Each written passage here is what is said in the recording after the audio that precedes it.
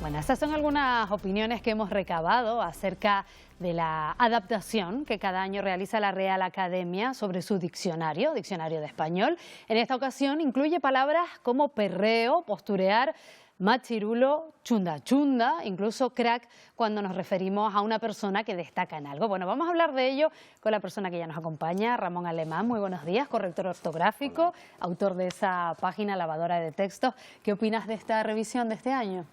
Pues me parece muy bien, muy adecuada. La llevan haciendo esta revisión, como dices tú, anualmente. Y al margen de que se introduzcan nuevas palabras o que se eliminen otras, que eso es ya normal, para mí esta revisión del diccionario tiene una novedad importantísima y de la que se ha hablado menos. Y es que el diccionario se convierte en un diccionario también de sinónimos y antónimos. Esa es la gran novedad del diccionario. ¿Cómo es que todavía no se habían incluido con lo rico que es nuestro idioma? Bueno, ¿verdad? los diccionarios generales digamos que no tienen la obligación de ser diccionarios de sinónimos y antónimos porque ya existen diccionarios de sinónimos específicos para eso. Efectivamente. Pero sí es verdad que hay algunos diccionarios muy completos, como el famoso María Moliner, que siempre tenía una parte de diccionario ideológico. Ideológico no es que hable de ideologías, sino que te acerca ideas. Entonces te decía, la palabra casa pues puede tener que ver con familia, por ejemplo, cuestiones así. Entonces, algunos diccionarios se acercan más a la cuestión de la sinonimia y otros menos. Pero este paso que ha dado la Academia de incluir en cada acepción, o no sé si en todas lo ha hecho, una lista o por lo menos uno o dos sinónimos antónimos, me parece que es un paso de gigante. ¿Esas palabras te llaman la atención? Perreo, posturear, chunda chunda. Pues no, porque es que realmente son palabras que están en la calle. La Real Academia y los lexicógrafos en general, la lexicografía lo que hace es registrar en un papel o en el mundo virtual cosas que ya están ocurriendo. O sea, los diccionarios siempre van un paso por detrás de la sociedad, como debe ser además. Fíjate que en las opiniones que hemos recabado, una de las personas que hemos entrevistado decía, me parece que de alguna manera se vulgariza, porque son palabras demasiado coloquiales, decía ella, ¿no? Claro, pero es que el diccionario, y voy a copiar a algún autor que no sé quién es y le pido perdón porque voy a copiar su idea, el diccionario no dice cómo se debe hablar, sino cómo se habla. Esa es la razón por la que desde hace 3 siglos, y no el otro día, figura en el diccionario de la RAE la palabra almóndiga, porque hay gente que dice almóndiga. Pero los diccionarios también tienen una cosa de la que no todo el mundo se percata, y es que junto a la definición hay unas marcas. Las marcas, en el caso de la versión de Internet, están en azul y generalmente abreviadas.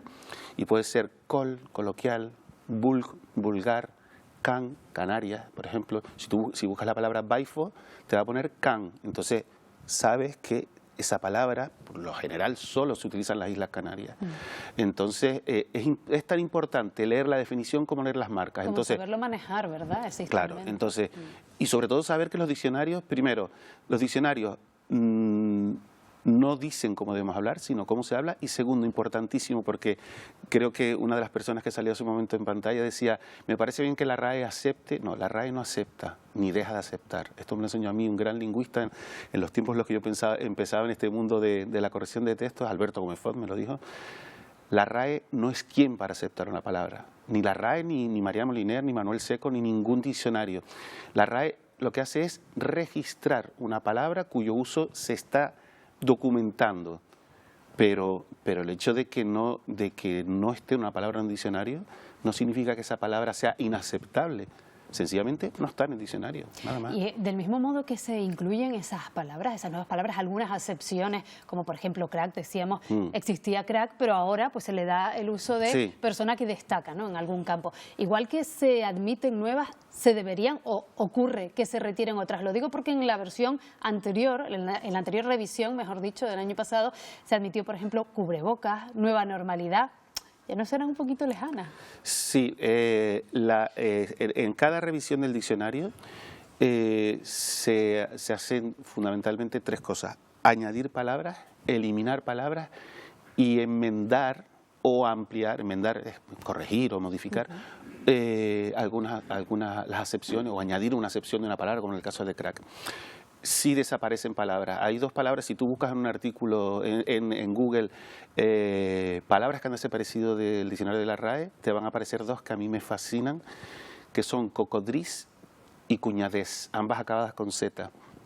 Cocodril era como se llamaba antes a la hembra del cocodrilo. Actualmente cocodrilo es una palabra, un sustantivo epiceno masculino. O sea, tiene un solo género para referirse a dos sexos, como el bebé, puede ser bebé, niño o niña, o la persona, todo eso son epicenos. Ahora es el cocodrilo. Y cuñadez a mí me fascina, porque aunque en su momento, cuando se incluyó en el diccionario de autoridades en el siglo XVIII, ya era una palabra poco usada, cuñadez significaba algo así como parentesco.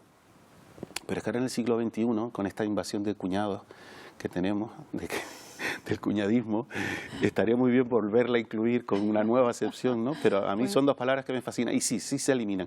Y hay una cosa interesante, y es que el diccionario de la Real Academia Española, antes, va por su 23ª edición, antes pues se publicaba, bueno, antes y ahora pues cada 10 años, 15 años se hacía una nueva edición, porque es un proceso muy complejo y mucho menos caprichoso de lo que muchas personas piensan. Han incluido chunda y chunda, pues si está ahí por alguna razón es, ¿no?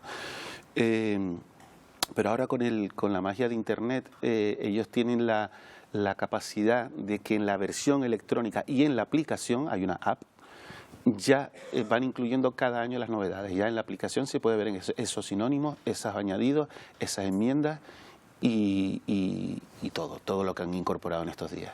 Pues eso de cuñado que dices, ese cuñadismo, pero claro, no desde el punto de vista del parentesco, sino de esa persona que se considera enterada, ¿no? Sí, digamos, a lo mejor se termina incluyendo también próximamente. Bien. Pero claro, sin cuñadismo, por ejemplo, ¿cómo funcionan las comisiones lexicográficas y las personas que se dedican a incluir palabras o no? De repente alguien podría decir, pues vamos a meter otra vez cuñadez. No, porque es que cuñadez se decía a lo mejor en el siglo XVI.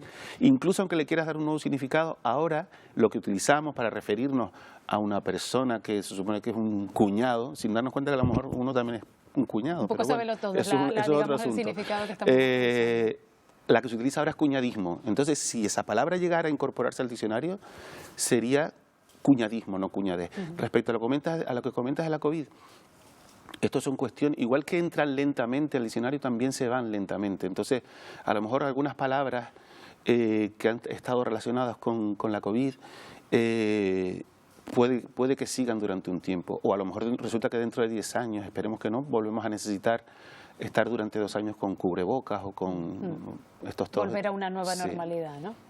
Hablamos ahora, ya que mencionabas un poco cómo se hablaba antiguamente, hace algunos siglos, ¿dirías que ahora hablamos peor que antes? ¿Mejor o simplemente distinto? No, se habla siempre, por lo general siempre se habla bien. Volviendo a Alberto Gómez Font, que una vez estuvo aquí en Canarias en un acto al que yo le invité, y le preguntaron en una entrevista que si los canarios hablábamos bien, y su respuesta contundente fue, los que hablan bien sí. ¿Qué quería decir con esto Alberto Gómez Font? Que por lo general en todos los lugares y en todos los idiomas se habla bien, puesto que el fin de la lengua, que es la comunicación, suele funcionar. Otra cosa es que hay cuestiones que para mí sí son más graves, y es que el uso de las redes sociales, las modificaciones en la educación, etcétera, han afectado mucho a la capacidad lectora de los jóvenes, a la ortografía. Eso sí me parece más grave. Pero en general yo creo que todo el mundo habla bien, y además nosotros disponemos de un idioma que nos permite movernos desde Estados Unidos hasta Chile y dar la vuelta y volver por el Canarias, el Sáhara, España, sin tener que utilizar un diccionario, porque lo más que le puedes decir tú a un mexicano al que no le entiendes una palabra es ¿qué quiere decir eso? Matices, ¿no? Hablamos sí, de matices. ¿Qué pasó? Pero la gramática es la misma, la sintaxis, nos une a algo fundamental que es el idioma. Bueno, pues como siempre, interesantísimo escucharte, Ramón. Ahí tienen esa nueva versión del diccionario para poderlo consultar ahora ya con sinónimos y antónimos también. Muchas gracias por habernos acompañado esta mañana. Buenos días.